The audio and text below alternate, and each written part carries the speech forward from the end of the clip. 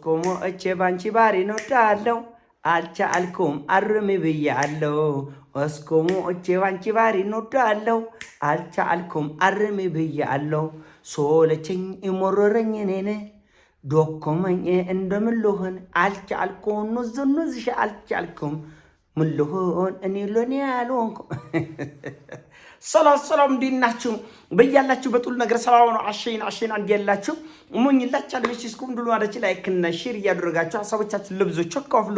ለዚህን ኮልቪ አመሰግናችኋለሁ። ሐሳብ ሲሞቻችሁ እንደልሞዳችሁ 3000 ላይክ እንድትገጨኝ ቦቱቱና አጓብዛች አለ ዛሬ ሚዛናችን ዘላችሁ መጣነ ሶበር ዜና የአሜሪካው ፕሬዝዳንት ዶናልድ ጄ ትራምፕ አጠቃላይ እልቂትና ውድመት ለኢራን ይሁን የሚለውን መፈክር በመያዝ እጅግ በጣም አሰቃቂ ጦርነትና ውድመት በኢራን ላይ ከከፈቱ በኋላ የዓለም ኢኮኖሚያዊ ፖለቲካዊ ጉዳዮች እጅግ በጣም አስከፊ በሆነ ሁኔታ ችግር እያመጡ ነው ያሉት። ብዙ ህዝቦች ረሃብ ላይ እየወደቁ ነው ያሉት።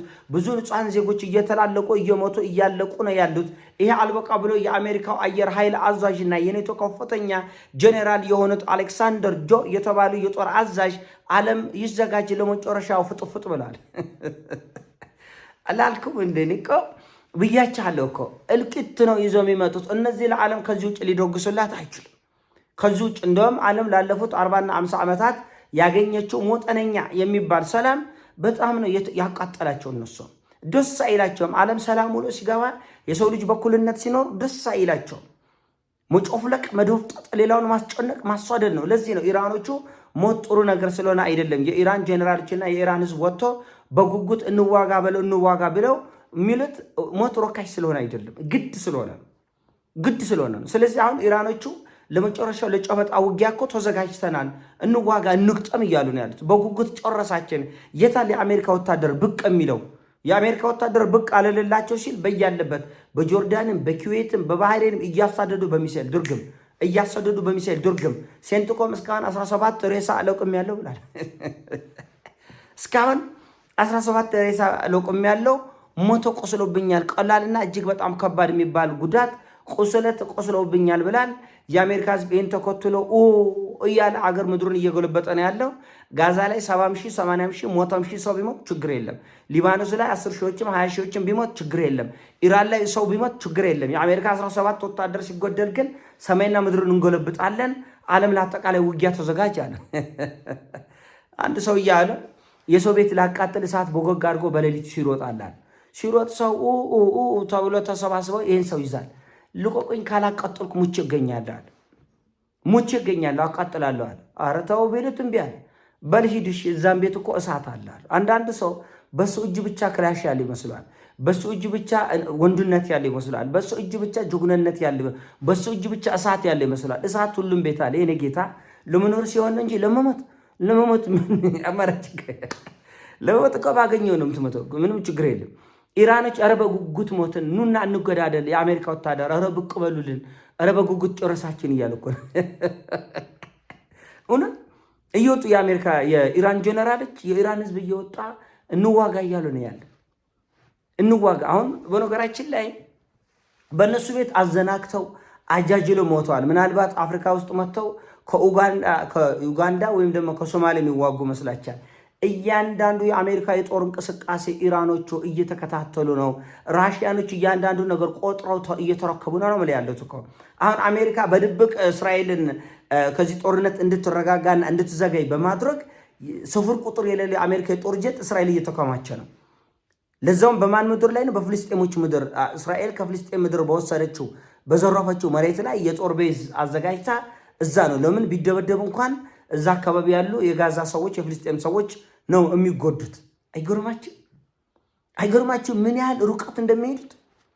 እና ይህንን ግን ቻይናና ራሽያ ገና አንድ የጦር ጀት፣ አንድ ሄሊኮፕተር፣ አንድ ወታደር ሲወርድ ሎቅመው ቆጥሮ ነው እየተረከቡት ያለ። ይህንን አውቋል። እያንዳንዷ የአሜሪካ እንቅስቃሴ በቻይና በራሽያ በኢራንና በሰሜን ኮሪያ እይታ ውስጥ ነው ያለ። 4 ነጥብ እፍረት ይዟቸው ነው አሁን አሜሪካኖች ወጥተው እያስወገሩን ያሉት ቻይኖች ነው ራሽያኖች ነው ለማለት እፍር አለ፣ ተሾማቀቁ። እና አሁን ሁልጊዜ እንደምላችሁ ነው የጦርነት ኢራን ብቻ እየተዋጋች አይደለም። በከፍተኛ ሁኔታ የቻይኖቹ ረጃጅም እጆች፣ የራሽያኖቹ ፈርጣማ ክንዶች ከዚህ ጦርነት ጀርባ አለ ብዬ ሞተ ጊዜ ነው የነገርካቸው። አሜሪካ ይህን አውቃ ተዘጋጅታ ተረድታ በቃ ጦርነት ወደ ዓለም ጦርነት ይሂድ እያለች ነው ያለችው። ይህን ጦርነት ራሽያን ካልመታው በስተቀር ቻይናን ካልመታው ሰሜን ኮሪያን ካላደቀኩ በስተቀረ ኢራን በእነሱ እጆች አውድማ ልጨርሰኝ ነው፣ ወታደሮችን ጨፍጭፋለች፣ ሬሳ እየለቀምኩ ነው፣ ቁስለኛ እያነሳ ነው፣ በዚህ መልኩ የጦርነት አይቀጥልም ብላለች። ነገር ግን ከኢራን ጀርባ ቻይናና ራሽያ ሰሜን ኮሪያኖቹ ደመ መራር ሆኖ በከፍተኛ ቁጣ ሲነሱ፣ አውሮፓ ግን እልፈስፈስ የ14 ዓመት ልጃገረድ ይመስል ሰውነቱ ገና አልጠነከረም፣ ፍርሃት አርበድብዶት ነው ያለው። ለምን? ይህ ጦርነት የውሸት ነው። የውሸት የካዲያኖች ምን ብሎ ይገባል ራሱ። ዓለም ደግሞ ነቃ። እድሜ ለቲክቶክ፣ እድሜ ራሳቸው ለሰሩት ፌስቡክ እና ዩቲዩብ፣ እድሜ ለሚዲያኖች። ዓለም እየነቃ ከእንቁልፍ እየነቃ መጥቷል። ዘንድሮ ዝም ብለህ በግፍ ተነስተ አሉ እንደፈለክ የምትጨፈልቃቸው ዱንዝዞች አሉ። ግን የነቁ የበቁ የተዘጋጁ ጠንካራ እንደ ብረት የፈረጠሙ ህዝቦች አሉ። እንደ ሰሜን ኮሪያ አይነት ማለት ነው፣ እንደ ኢራን ማለት ነው፣ እንደ ቻይና ማለት ነው። እና እነዚህ ሰዎች ደግሞ ከራሳቸው አልፈው ለሌላው መከታና ከለላ መሆን የሚችሉበት አጠቃላይ ሁኔታ ላይ በመገኘታቸው ምክንያት ጉዳዩ በቲፎዞ ሰው በሰው እየተበዳደበ ህዝብ በህዝብ መንግስት ከመንግስት ጋር ቡድን እየያዘ የሚፈጣፈጥበት አደገኛ ሁኔታ ነው ያለው። ኢትዮጵያ ውስጥ እንግዲህ ጦርነት ሲባል ሁሉም ሰው ትዝ የሚለው ነዳጅና ጤፍ ነው። ያሳፍራል እኮ እውነት ያሳፍራል እኮ። በቃ የሆነ ኮሽ ሲል ያዝ ነዳጅ ጤፍ ይላል ሁሉም ተሰብስቦ። በዚህ መልኩ ማንም የመከራን ጊዜ ተሻግሮም አልፎም አያውቅም። እውነቱን ለመነጋገር ልታልፍም አትችልም። ደግሞ እኛ ሀገር የሚብሰው በሀብታሞቹ ነው። ሚሊዮን ገንዘቦችን በየባንክ ቤቱ አከማችተውና ሞልተው የሚስገበገቡት ለጥቂት ገንዘቦች ነው። ለጤፍ ለእህል በቆሎ ቤታቸው ይከምራል፣ ስንዴ ቤቱ ይከምራል፣ ጤፍ ቤቱ ይከምራል። አንደርግራውንድ ውስጥ ማለት ግን እኮ ማን እንደሚበላው እግዚአብሔር ነው የሚያውቀው። እኛ እናውቃለን ማን እንደሚበላው የሀብታም ቤት እንጀራ እናውቃለን። እና ኤኒዌይስ ክፉ ቀን አደገኛ ቀን እንደው እግዚአብሔር በመሃል ካልገባበት በስተቀር በጣም ሰቅጣጭ ቀን ከፊት ለፊታችን እየመጣ ነው።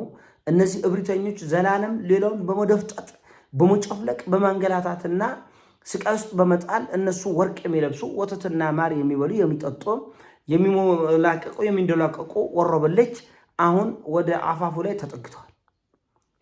እና የአሜሪካው የከፍተኛ የአየር ኃይል ኮማንደር የሆኑት አሌክሳንደር ጆ ይሄን ነገር ዝም ብለው ከመሬት ተነስተው በሞቅቶ የተናገሩት እንዳይመስላል። ዝግጅታቸውን ጨርሳል። ምናልባትም ኔቶ በድንገት ተገፍቼ የገባበት ነው በሚል በደቂቃዎች ሀሳቡን ለውጦ ወደዚህ ጦርነት ሊገባ ይችላል። ያው ትቀበላለህ፣ እዳፍዳውን ትቀበላለህ። ራሽያን አጥፍቶ ሰሜን ኮሪያን አጥፍቶ ማንም በሰላም እንደማይኖር ያቋታል።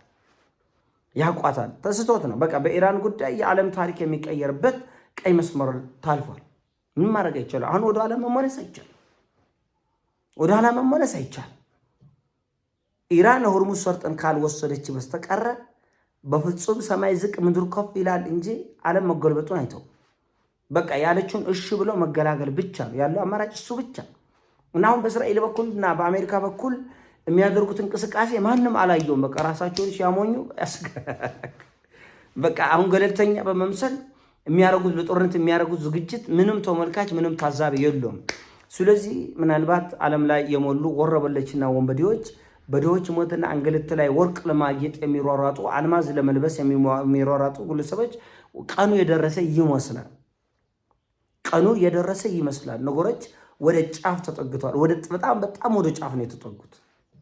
እና እባካችን እኛ ሀገር ነጋዴዎች በመበላላት አትመኑ።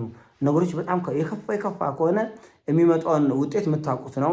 በኦሮሚያ፣ በአማራ ክልል፣ በትግራይ በጣም አስጨናቂና የችግር ቀን በመጣ ቁጥር ማን የበለጠ ተጎጂ እንደሆነ ታውቃላችሁ። ድሃውን ማን ይነኳል? ምን አለው? ድሃው ምን አለው? ለራሱ ባዶ ቂጥ ያለውን ሰው ምን ያደርጉታል? ሁሉም አይኑን የሚጥለው ገንዘብ ያለው ቤት ያለው መኪና ያለው ላይ ነው። ስለዚህ የሚታገተው ቤት የሌለውን አገተው፣ ንብረት የሌለውን ብታገተው ምን ያደርጉላል? አያደርጉም። ስለዚህም ዓለም ሰላም እንዲሆን አገር ሰላም እንዲሆን ነው መሮጥ ያለባቸው እንጂ የእናንተ ሚሊዮን ገንዘቦች አያድኗችሁ። ምናልባትም ጠላትን ከአራቱም አቅጣጫ ሰብስቦ ወደ እናንተ ቤት የሚጠራ ነው እንጂ ለእናንተ ሰላምን እና ደህንነትን የሚሰጥ እንዳልሆነ እወቁ። ምናልባት ቤታችሁን ጥላችሁ ንብረታችሁን ጥላችሁ ትሸሹ እንደሆነ የትራንስፖርት ይችላል። በሌላ ከተማም ላይ ተከራይታችሁም ገዝታችሁም በልታችሁም ህይወታችሁን የምታቆዩበት እድል ይኖራል። ለማንኛውም ሁላችን ለሰላም የምንችለውን ያክል እንስራ። ይሄን ያሳው ነው። ሲሞቻችሁም ላይክ አድርጉ፣ ሼር አድርጉ። ወዳችኋለሁ። ፒስ